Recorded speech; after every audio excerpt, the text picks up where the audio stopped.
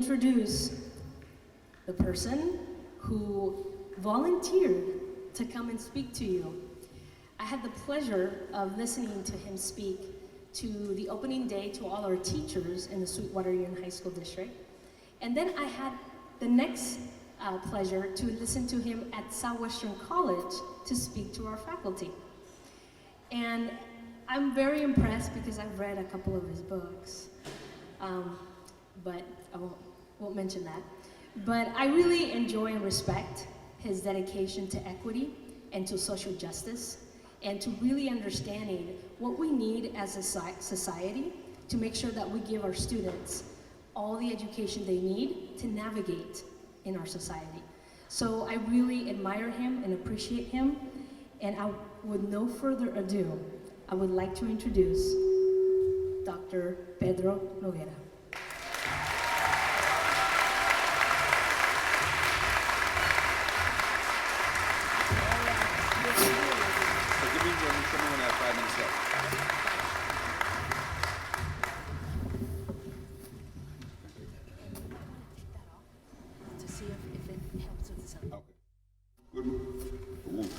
Good morning. Yeah. Be careful. And buenos dias. It is a real pleasure to be here. And I want to thank the district, Sweetwater, for inviting me. And just say how inspired I am by seeing all of you here today. And aside from all the things that have gone into this, in some ways what impressed me the most was the books on the table. And seeing people getting those books. Because it shows an investment in the parents in a way that really can make a big difference. So I just want to applaud the district for what it's doing today. I want to say this, that when I came to Sweetwater almost 2 years ago to speak to the staff, I talked about the 5 essential ingredients for schools to improve. And I talked about the importance of making sure there's a coherent curriculum, making sure we're clear about what kids are learning, that there's a commitment to supporting the teachers, to make sure that the teachers have the skills needed to meet the needs of the students. I talked about the importance of building a school culture that affirms learning and supports the development of our children and the support of our staff so they feel good and supported in their work.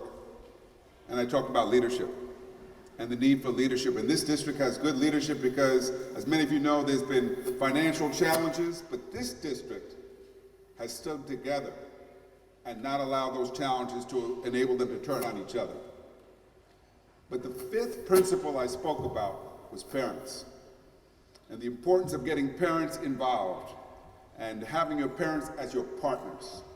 And what this today represents to me is a genuine commitment to that partnership. So I want to really applaud the district for the work you're doing to strengthen that partnership and ensure that that is a critical part of the work here. Because all of the research shows that when parents are involved at home with their children, children will do better in school.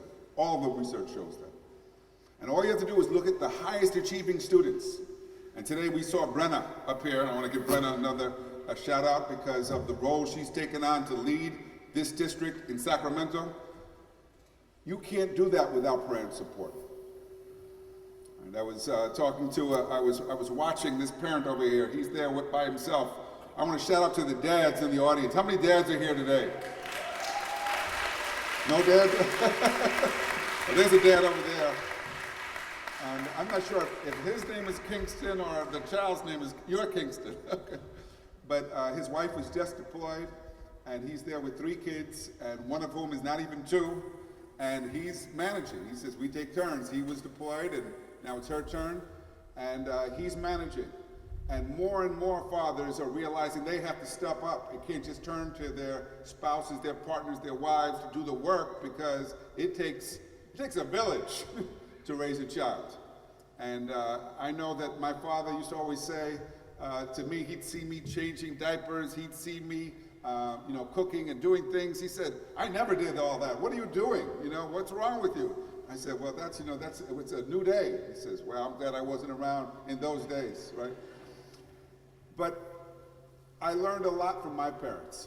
And I want to start there because neither of my parents graduated from high school. They were working too hard, both immigrants. They were people who sacrificed for their children. There were 6 of us. But they found a way to make sure all 6 of us went to college, all 6 of us. Harvard, Brown, Cornell, Berkeley, all 6 of us. And my parents were often asked, well, how did you manage to send all 6 of your kids to college? And my father would honestly say, I have no idea, because I was working the whole time, because he always worked 2 jobs. He said, it must be their mother. And it was right, because my mother, although she had only an 8th grade education, believed not only in education, but believed in excellence, and insisted on that for us. On Saturdays, after we did our chores, I want you to note, after the chores, they would make us go to the library. My father used to teach us, you get a free education with a library card. And he practiced it, because he was very well read. We'd go to the library as if it was some kind of daycare center. But fortunately for us, there was this Panamanian librarian, Mrs. McDonald, who took time with each one of us to find out what we were interested in, and then introduce a book, to try this book. When I was 8 years old, she introduced me to a book called A Wrinkle in Time. I would have never read that book. I didn't like the cover, and I judged a book by its cover. I didn't like that it was science fiction. I wasn't interested in science fiction. I didn't like the fact that the lead character was a girl. I wanted a boy book, but I liked Miss McDonald. And so I read the book, and a week later, I was back for more. You know what happened to our children right now if we got them reading and put these smartphones away and get them off the video games? Their achievement would go up so high, and they would never be bored. Never. Because as long as you have a book, you'll never bored. And so I want to encourage the parents here to invest in reading with your children. And even a small child like this one over here who was playing with the book this morning, he can barely talk, but he's holding a book because he knows the book is important already. So I want to remind us today why parents matter. I texted my mother this morning and told her I was going to speak to parents, and I told her I was going to mention you, and she said, oh, thank you. and the reason why parents are important is manifold. First, they're the first teacher.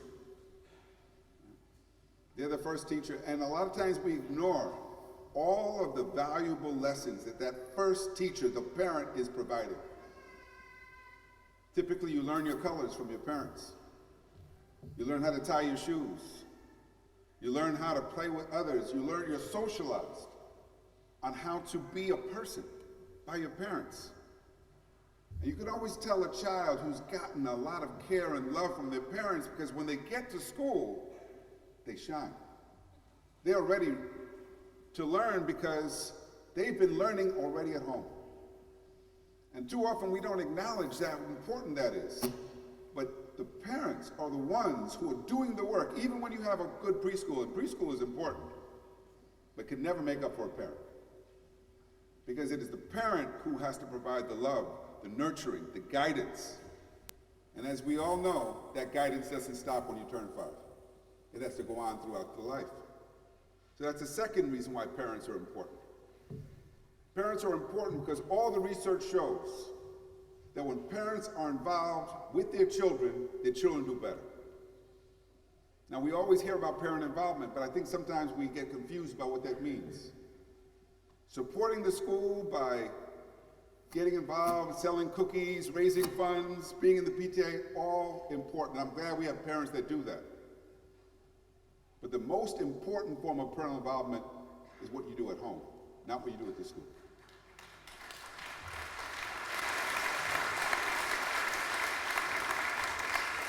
I often have to remind educators, even if you never see the parents, and there are a lot of parents you're not going to see because they're too busy working.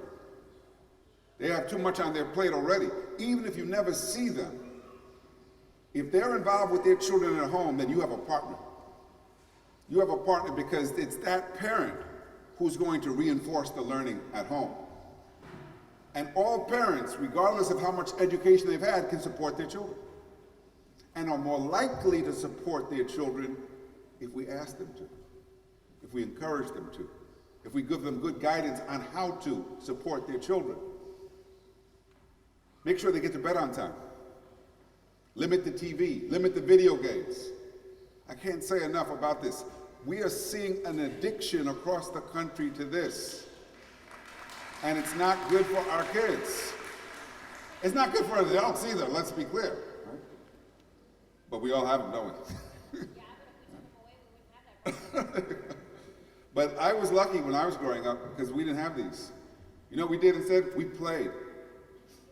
We played outside. We played outside when it was cold. I remember coming inside with my hands numb, crying. But I still wanted to be outside. My parents didn't have money to buy us toys. You know what we did? We made toys. We took sticks and things like we found in the woods. We built forts. We did things like this. We did dangerous things that my parents never knew about. And that's how we learn. We learn how to deal with risk. We learn how to help each other. We learned how to choose teams and to be fair when we did. We learned how to resolve conflict. A lot of that we did on our own. This generation of children is not learning that way.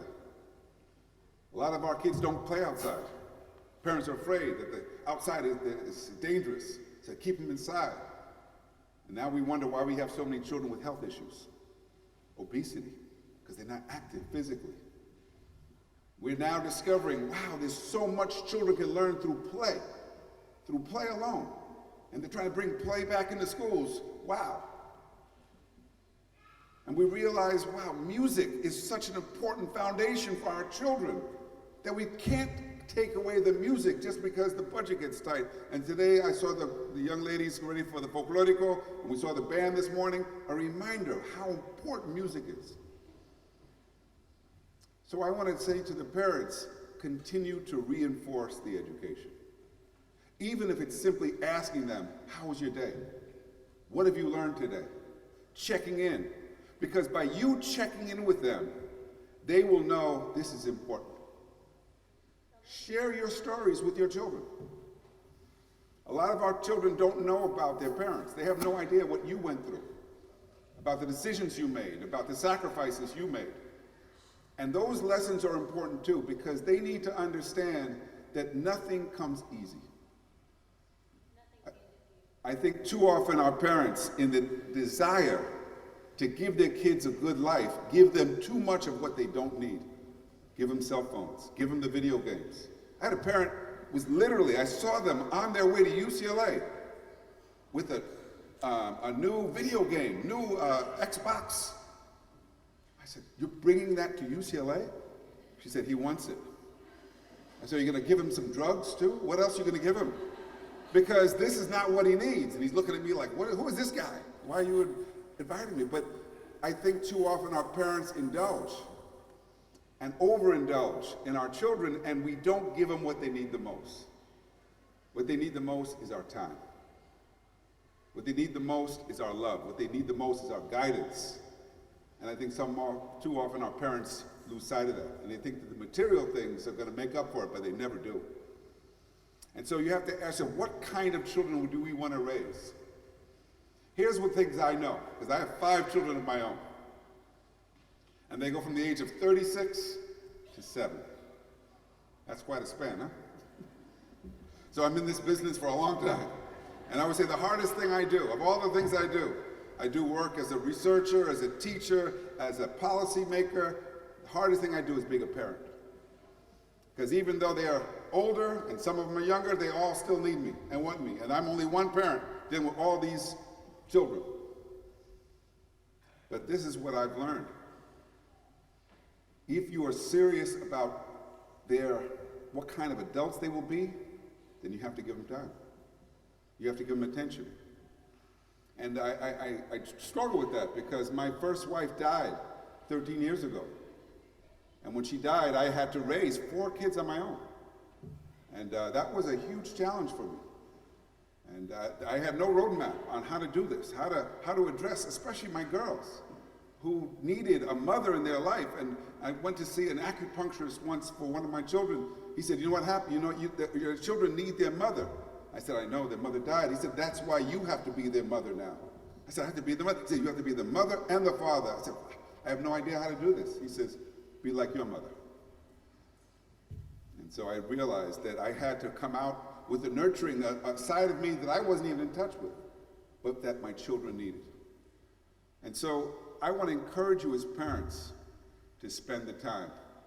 You know, there are a lot of parents who think that a conversation with their child has to be like an interrogation. You know, interrogation, you know, where were you? Who were you with? What did you do?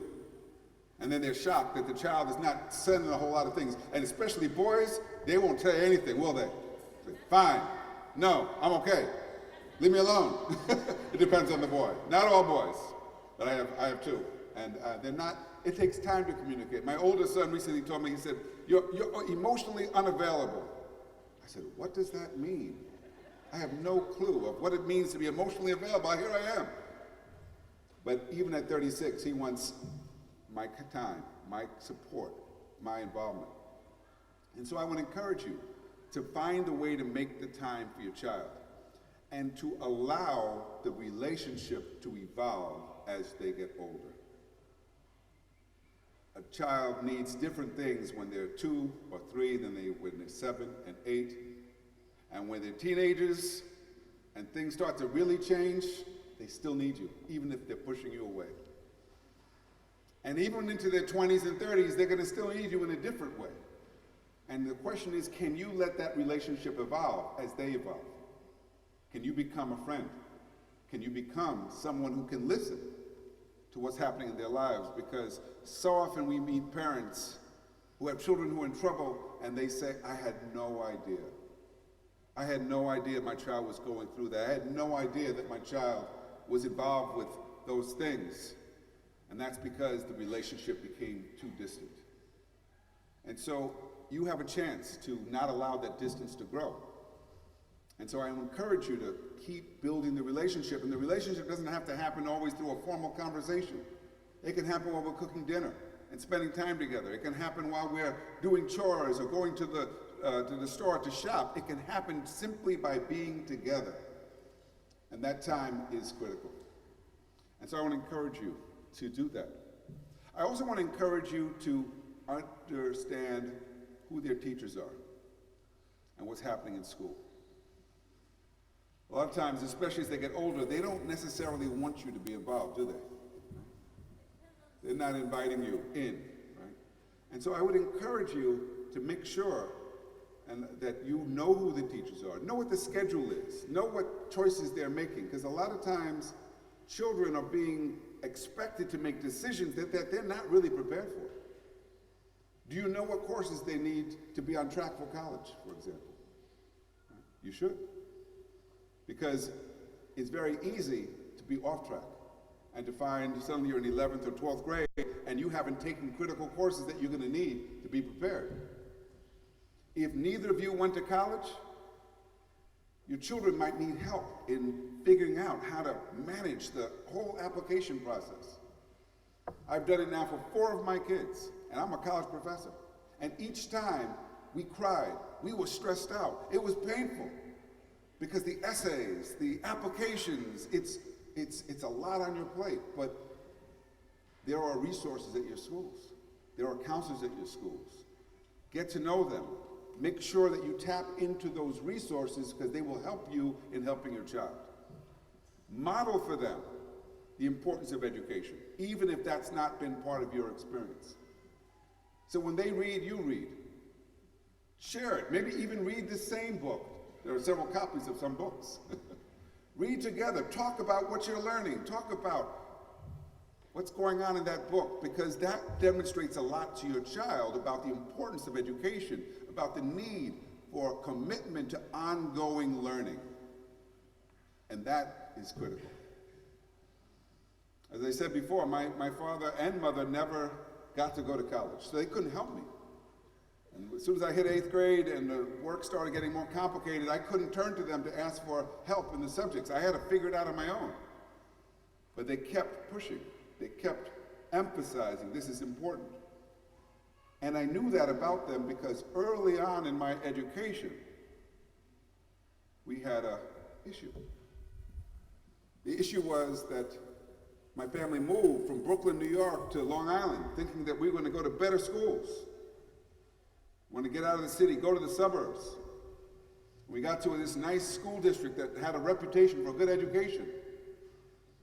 But they looked at my name, looked at my brother's names, said Spanish names, they must not speak English.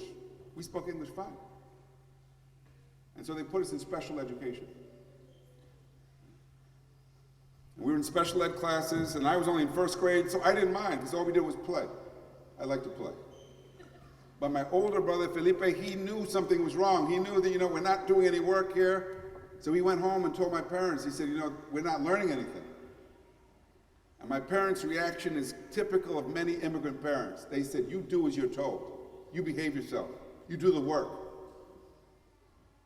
Well, that went on for a couple days until my brother came back and said, we're still not learning anything.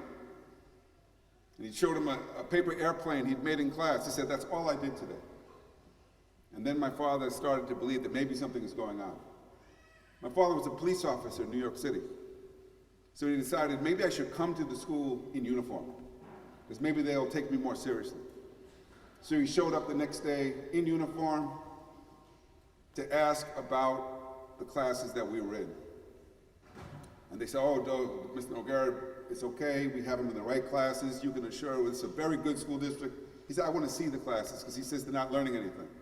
They got uncomfortable. He said, we don't usually let parents go to the class. He said, I insist, I want to see the class. And so reluctantly, they took him to see the class, and he saw that this was a holding tank. This was not special education. This was just a place where they put children they didn't know how to serve. And so he said, I want them out of those classes now. They said, well, Mr. Noguera, first we'll have to test them. He said, go ahead and test them. So they tested us. And we went from being special ed students to gifted students in a single day. And because of my father's intervention, my older brother, Felipe, went on to go to Harvard. I went on to go to Brown. What would have happened had they not intervened? Where would we end up? It is a mistake that too many parents make. They think if I just do my job, I send them to school, it's all going to be okay. No. You know who knows that the most? The teachers. Ask the teachers, how many of them just send their kids and say, good luck, kid, it's going to be fine? I say, no, the teachers are careful about what school their children are in, about what classes they're in, about what they're taking. You have to know. You have to be involved, because too often when we're not involved, our children don't get what they need and deserve. And so I want to encourage you to take the time to get to know who the teacher is. Make sure they have an ability to contact you. And sometimes, if you don't have internet access or we don't have a cell phone, the same number, make sure that if it changes, we go back and let them know, this is how you reach me. Because we need to be proactive in contacting our teachers before there's a problem. We want to know as soon as there's signs of trouble so that we can intervene and address it together. What we need is a partnership between parents and educators, between parents and school. The partnership has to be rooted on an understanding that we want the same thing for our children. The schools want to see them succeed, the parents want them to succeed. How do we work together to ensure success? When the parents and the educators are on the same page, kids are going to do better. That's what everything shows. And so we need to spend the time, and that's why what the district is doing today, to invest in parents, to make sure that you understand what's involved, is so important to the performance of this district as a whole. I was talking to a group of parents, Vietnamese parents in San Francisco a few years ago, and I was explaining this point about the importance of being involved. And I saw one parent, she was becoming very upset, frustrated, shaking her head. And I said, what's wrong? She said, I'm a garment worker. I work 10 hours a day. I said, now you tell me I have to be involved too. I thought that they knew what they were doing at the school. Why do I have to be involved? I'm not an educator. And I said, well, that's a good point. But sometimes when we're not involved, our children don't get what they need to be successful. And so this is not a question of scrutinizing and judging. It is a question of being involved, being informed, making sure that the quality of what they get is what it should be, that the children are challenged. How often do your children come to you at the end of the day when they get home and say, wow, what a great day. I learned so much. I can't wait to go back. How often does that happen? Well, it should happen, shouldn't it? It should happen. Because education should inspire. Education should make you want more learning. And so ask your kids, what are you learning? What do you like? What have you read lately that has changed the way you think? Be curious with them. Tap into their curiosity. Because the more curious they are, the more they'll learn. And here's the thing we know about children. They're naturally curious, aren't they? What's the most common question you've ever heard from a 3-year-old? Why? Just wait, Dad, over there. He's going to be asking you why soon. And why is a complex question, isn't it? Why do I have to take a bath? They're serious. What will happen if I don't? Why do I have to eat broccoli? They want to know. Why is the sky blue? That's a really tough one, isn't it? Our children are naturally curious, and the more curious they are, the more they will learn. And that's what we're after. Children who are not satisfied with getting good grades, but who actually have a desire to continue learning. Because those are the people that are going to make a difference in the world. Not the ones who are just satisfied with getting good grades. And good grades, let me be clear, it's very important. But I meet lots of students right now at UCLA who come in with good test scores, good grades, and are struggling. They're struggling because no one is there to tell them to go do their work. No one is telling them to get out of bed. No one is dealing and helping them deal with depression and anxiety. And we have so many students now suffering from depression and anxiety. They have the academic preparation, but they don't have the emotional and psychological maturity for college. And so that's where parents come in again. We have to think about, what about character? What about their well-being? What about their emotional state? How do we help our children to become independent adults who can navigate the world on their own? That's how we know we're successful. And that's the part that they're going to get from you. By watching you and how you manage things and learning from you and your experiences. So I want to encourage you to not settle for the grades. And that might seem odd, isn't it? That I would say not settle for the grades, because we're so happy when our kids get good grades. But as I said already, I see kids who get good grades. I had a student from San Diego, this area, valedictorian of his high school. He came to me and he told me he'd gotten all A's his first year, and now he was struggling because he wasn't going to class. I said, why aren't you going to class? He said, because I'm depressed. I said, why are you depressed? He said, my mother cleans houses for a living. And I'm feeling guilty that I'm in school, living in this nice dorm while my mother's cleaning houses. She's sick. I feel like I should drop out of school to go work to help my family. So he was depressed. And I understood why he felt that way. And I said, you need to help your family, but the best way to help them right now is to get your education, do as well as you can. But he was grappling with issues that he was not really ready for at 18, 19 years old, because he had not really thought through how to manage this responsibility. And so I want to encourage you to think about what you need to do for your children. And as we know, they're all different, aren't they? If you have more than one child, they're not the same. My first child, he was very independent, and he's now following in my footsteps, getting his doctorate at UCLA. My second child, my daughter, she was very outgoing, very warm, but she still has this deep sense of loss about her mother 13 years later. It's impacted her, impacted the way she's raising her child.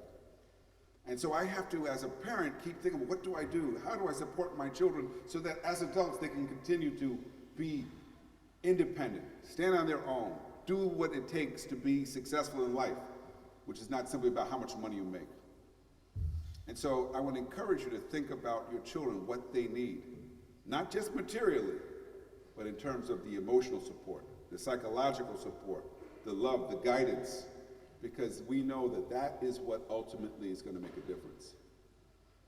Let me say some things about how you can work with the schools, because as I said already, this educational enterprise, and you're going to have workshops today, I'm sure that'll go into greater detail, and I had prepared a whole presentation for which I hope they'll give to you later, because we don't have the technical support, so it was shut down. So I'm ad-libbing for you, but come prepared. When you do come to a parent-teacher conference, come with questions.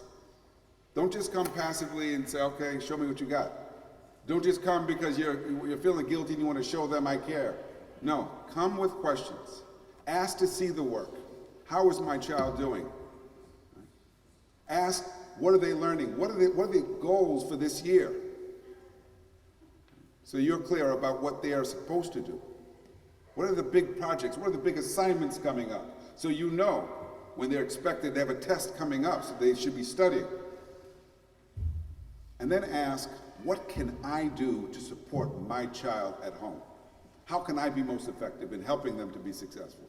Because you have a role to play, and you want to send the message back to those teachers that you're a partner in this too. And that makes a huge difference. Our parents can either be the big ally, the secret weapon that makes a difference in education, or we can be a big problem. There are a lot of places where there are big problems, where parents are problems, and a lot of times the schools will say, you know, we really don't want parents involved. Because parents come and they give us a hard time because they haven't invested in how to build partnerships. Parents who've had a bad time in school themselves, a lot of times they come up, they have a flashback. It's like they remember how difficult school was. And so therefore they don't come with trust, they come with questions, they come with challenges. And so building trust is a critical part of building a relationship with our parents, with our families. And unfortunately, one of the things our teachers don't get while they're in graduate school is how to do that. There's no curriculum on how to build trust with parents, how to work with parents who come from different backgrounds, who speak a different language, different culture. But we know if they don't get that, if the parents don't build that trust, then therefore they're not going to be the partner. And so I want to again applaud Sweetwater for doing the work to get you involved and make sure that you're informed. Now I want to encourage you to continue to do your part and to continue to ask the critical questions about your child and their education and about the schools and the school system and where it's going. I was talking to the superintendent, Dr. Janney, at the beginning and about the financial challenges confronting the school district. And she was very optimistic and encouraging, saying, yeah, we've been through hard times, but we're getting through it.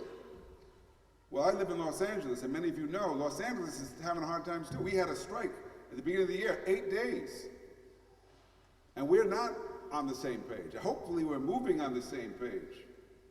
And I was on the picket line with some teachers because they were demanding, they wanted lower class size, and who could disagree with that? They have class size of over 40 children in the classroom. And how can you learn in that kind of a situation? And they have counselors, one counselor, over 800 kids. These are not conditions for good teaching and learning. So I was there with the teachers, but then I tried to explain, I said, you know what? The district's going broke. They can't pay the pensions. And if we don't find a way to get everybody on the same page, this whole system's gonna go down. So I hope that LA is finally working together instead of turning on each other, but you already are in a place where there's working together, where the board, the district, the union are working together. Now, we gotta get the parents.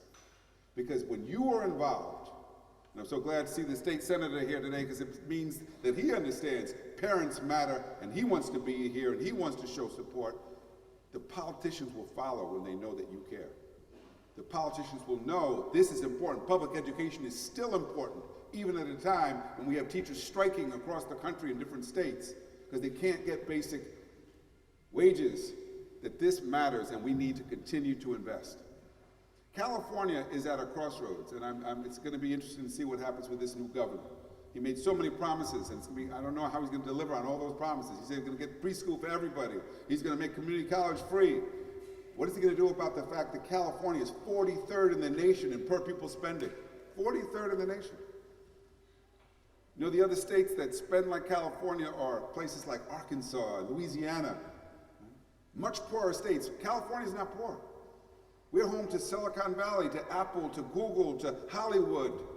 How can we say we're poor, that we don't have money for schools?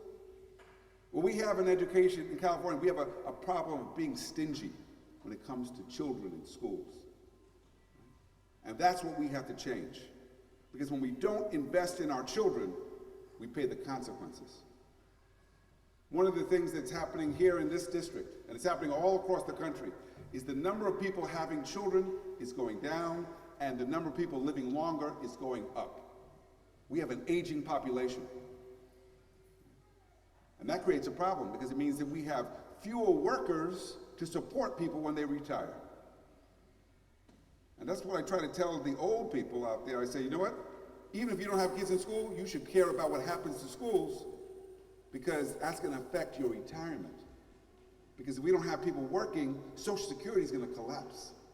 We're all in this together. And so as parents, you got to send that message out too, to your neighbors. Don't just think about your child. Think about all the children. Think about this community. Talk to your real estate agents. They will tell you the quality of the schools affect the value of your property. That's how important it is. So public education is key to our future. Key to the kind of country we'll become. And we live at a time when this country is so polarized, so divided. We need education now more than ever. We have too many people influenced by fake news, and they can't tell what's real from what's not. They haven't gotten the critical skills that allow them to see through the rhetoric and see through the messages that promote division and hate. And that's, again, a reason why, as parents, you need to stay involved. Stay involved with your child, stay involved with this system, continue to advocate for public education because that is the key to our future. So let me close by saying this. Our parents play a critical role in raising our children.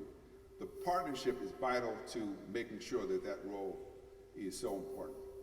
I remember when I was taking my youngest two to school, and I would walk them in, and they were both so excited about learning. And I was lucky because they went to a school that did nurture and did support. And I remember one day, my son, Antonio, was a little nervous because he's more shy about going, and his teacher came, and she said, "I'll take it." And he readily went to her. And I thought, wow, what a comfort to me as a parent to know that my child is with someone who loves and cares about him. He's still connected to that teacher almost 25 years later. So I want to encourage you as parents to stay involved, to stay vigilant, stay involved with your children, because the future of this country, the future of this community is going to be determined by what happens to our children.